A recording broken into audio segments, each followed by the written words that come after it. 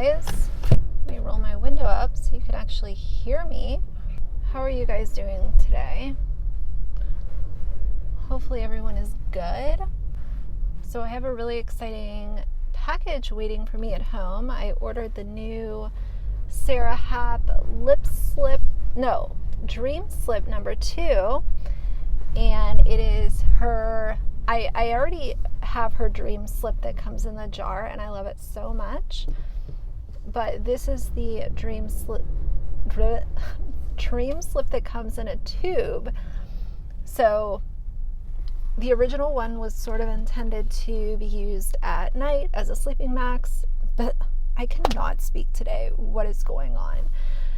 As a sleep mask, and then she came out with the one in the squeezy tube to use kind of during the day. So that was delivered and I'm really excited about it. It's those little things that, get me excited. Is the lighting better with the sunroof? Maybe. Oh my God. This has been the longest week ever. I just can't even begin to explain how long this week has been. I'm sure it's like that for you guys too. So I don't know if I'm going to have time to film a video tonight, so I wanted to do this and chat with you guys for a couple of minutes. If I have time to get a video filmed, of course I will. But yeah, there's some things going on behind the scenes that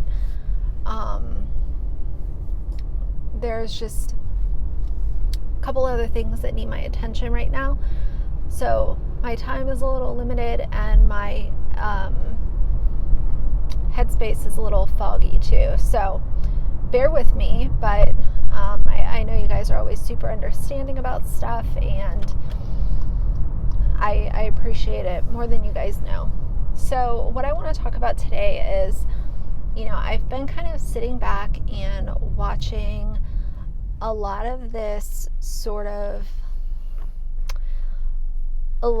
like infighting that's been going on with different communities, and I feel like it's gotten to a point where it's just too much at this point. Now, before I continue the conversation, I want to say that I understand that a lot of people get very invested in YouTube and they get very invested in sort of the things that are happening on YouTube, but then they also spill onto other platforms like Instagram, Twitter. Twitter is a big one. I don't have Twitter, but I know that a lot of the stuff spills over onto Twitter from YouTube. And a lot of people get very invested. They're reading all the tweets and they're watching the comments and they're seeing who's commenting on whose video and who's throwing shade and who's possibly being outright hateful. So I understand that perspective, and I love YouTube. I spend a lot of time on YouTube, not only creating videos, but also talking to my subscribers, commenting on other videos, and I do feel like I have a community on this platform, and I'm so grateful for that. So I understand why people get invested. I do feel like there's a really big difference between being invested because you might be a subscriber of one of these creators and you are interested in, maybe what other people are having to say, or you really like the creator and you want to see if others are standing up for the creator. There's different reasons as to why people are interested in these things, and they're all valid reasons. I will say though that as of lately, there's not just been sort of bickering going back and forth between creators and sometimes even between subscribers. The things that I have been seeing lately are so hate-filled and so just relentless. It's mind-blowing to me. And I really don't understand how, any one of us out here living in the real world, I really don't understand how people can have so much hate and so much just bitterness and jealousy and mean-spirited things to say when you compare it to things that are actually happening in the real world, in your real life. When you look at this nonsense on the internet, it's just so dumb. It really is, and people seem to take it way too far. Creators go at it with each other all the time, and I'm not saying that people don't have the right to stand up for one another, but at a certain point you have to make the decision, and this is something that I've had to learn. So I'm not saying that I'm the guru of how to navigate YouTube, not at all. But at some point, especially on the creator end, but on the subscriber end too, you have to know when to pull the plug and when to stop engaging. Because when you're going tit for tat with someone, nobody's ever going to stop. Nobody's ever going to shut up about it, because people, as human beings, we have to have the last word. Well, I had the last word, so I won. And that's not necessarily how it works. You can make the decision to pull the plug and stop engaging, and you will win because your mental health is not being affected by this person, or your mood and your real life is not being affected by this person. Like, I don't know, the things that people get upset about online are just so ridiculous. It really is. And I'm not talking about, I realize that criticism comes in all forms and all shapes and sizes and everything. But there is some stuff that, there's just some stuff that's been happening online that just makes me really scratch my head and wonder about why this is even being blown out of proportion the way that it is. And I feel like a lot of times the anti communities on YouTube and on social media, they kind of get a bad rep for being negative and being hateful. And I don't necessarily believe in just putting a blanket statement over an entire community and saying that they're all bad. I've talked about that before. I think that there are bad people in any community, especially when you look at the online world that we live in now. You can have bad people in the arts and crafts community. You can have bad people in the skincare community. And overall, those are not even anti-communities. They're just people that like arts and crafts and, talk about skincare. So I don't personally believe that, this whole idea that anti-communities are filled with just hateful people. I think that a lot of the anti-communities are anti whatever because they were wronged by either that person or an organization or an ideology. When you look at like anti-MLM, a lot of those people have participated in MLMs and they see what terrible business models they are and all of this shady stuff that they do.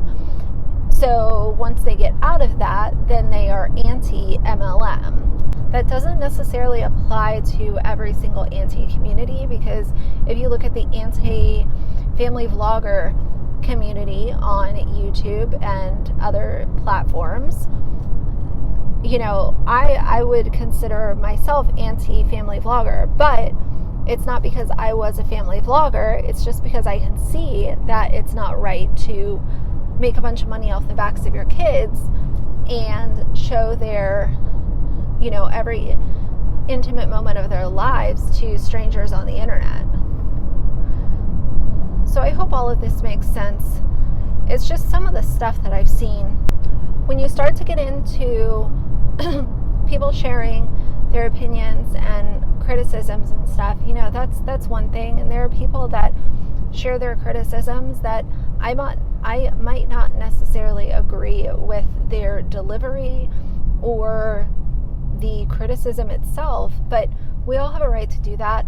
The problems that I'm more or less seeing as of lately are like the doxing, the harassment, the relentless just bullying of each other, and the coming out with straight lies and not just lying, not having any proof, not having any receipts, but just coming out with a lie, spreading that narrative as far as it will go, and that's it. And it is funny because I had a big lesson in making sure that I look at things with the full scope, the full context. I had a huge learning lesson in that, and I took it to heart, and I'm utilizing it for future content to make sure that I am fully researching, looking at the full picture, getting the full scope of what's going on before I make a video. And I had every right to be called out on that.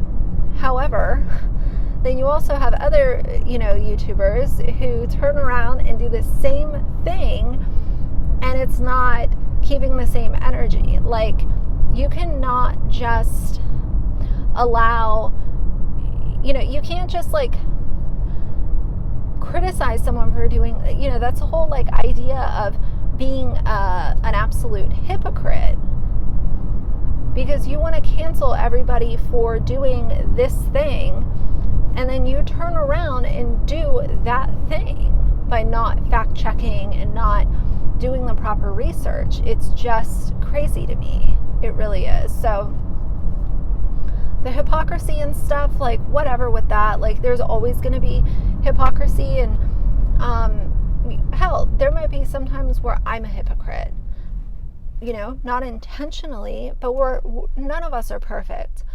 By far, the thing that gets me the most upset is this relentless, hateful nonsense that I see online over the dumbest topics. It's not even like this is being done for a reason that actually might make a little sense. Like, okay, well, I can see why this is happening. All of this, like, none of it matters.